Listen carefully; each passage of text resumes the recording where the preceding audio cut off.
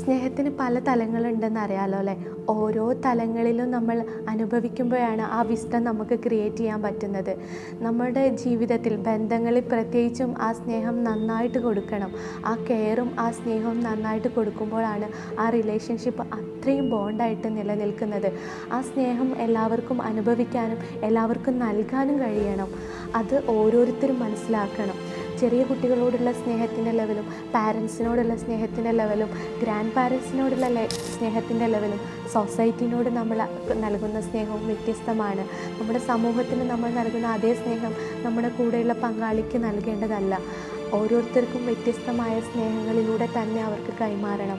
എങ്കിൽ മാത്രമേ അതിനൊരു വാല്യൂ ഉണ്ടാവുള്ളൂ. എങ്കിൽ മാത്രമേ ആ സ്നേഹത്തിന് ഒരു ഇൻറ്റിമസിയും ആ ഒരു ബോണ്ടും ക്രിയേറ്റ് ചെയ്യാൻ കഴിയുകയുള്ളൂ. ഓരോരുത്തർക്കും അതിന് കഴിയും. പക്ഷേ അത് മനസ്സിലാക്കുന്നിടത്തും അത് പ്രകടിപ്പിക്കുന്നിടത്തുമാണ് അതിൻ്റെ യാഥാർത്ഥ്യം നിലനിൽക്കുന്നത്.